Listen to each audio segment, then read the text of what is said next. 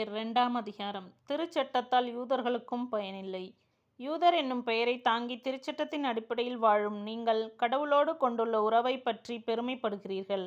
அவருடைய திருவுள்ளத்தை அறிந்திருக்கிறீர்கள். திருச்சட்டத்தை கற்றறிந்துள்ளதால் எது சிறந்தது என சோதித்து அறிகிறீர்கள். அறிவையும் உண்மையையும் தன்னகத்தே கொண்டுள்ள திருச்சட்டம் உங்களிடம் இருக்கிறது என்னும் உறுதியான நம்பிக்கையில் பார்வையற்றோருக்கு வழிகாட்டியனாகவும் இருளில் இருப்போருக்கு ஒளியாகவும் அறிவிலிகளுக்கு கல்வி புகட்டுபவராகவும் குழந்தைகளுக்கு ஆசிரியராகவும் இருக்க முற்படுகிறீர்கள். ஆனால் பிறருக்கு கற்றுக் கொடுக்கும் நீங்களே கற்றுக்கொள்ளவில்லையே. திருடாதே என பறைசாற்றுகிறீர்கள், நீங்களே திருடுவதில்லையா? விபச்சாரம் செய்யாதே என சொல்கிறீர்கள், நீங்களே விபச்சாரம் செய்வதில்லையா? தெய்வ சிலைகளை தீட்டாக கருதுகிறீர்கள், நீங்களே அவற்றின் கோவில்களை கொள்ளையிடுவதில்லையா? திருச்சட்டத்தை பற்றி பெருமைப்படுகிறீர்கள், நீங்களே அச்சட்டத்தை மீறி கடவுளை இழிவுபடுத்துவதில்லையா? ஆம், மறைநூலில் எழுதியுள்ளவாறு உங்களால் கடவுளின் பெயர் பிற இனத்தாரிடையே இகழப்படுகின்றது.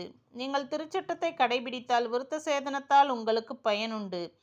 ஆனால் திருச்சட்டத்தை மீறினால் நீங்கள் விருத்த சேதனம் பெற்றிருந்தும் பெறாதவர்களாகவே இருக்கிறீர்கள். ஆகையால் விருத்த சேதனம் செய்து கொள்ளாத ஒருவர் திருச்சட்டத்தின் ஒழுங்குகளை கடைபிடித்தால் விருத்த சேதனம் செய்து கொள்ளாவிட்டாலும் விருத்த சேதனம் செய்து கொண்டவராக அவர் கருதப்படலாம் அல்லவா?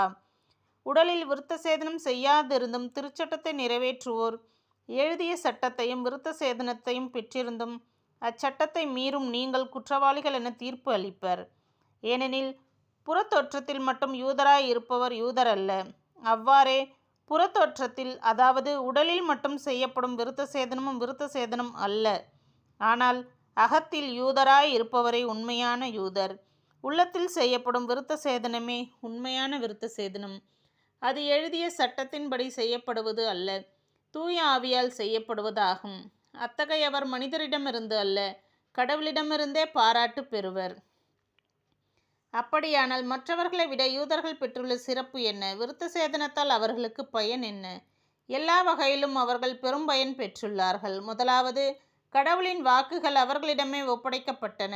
ஆனால் அவர்களுள் சிலர் அவ்வாக்குகளை நம்பவில்லையே. அதனால் என்ன? அவர்கள் நம்பாததால் கடவுள் நம்பத்தகாதவர் ஆகிவிடுவாரோ?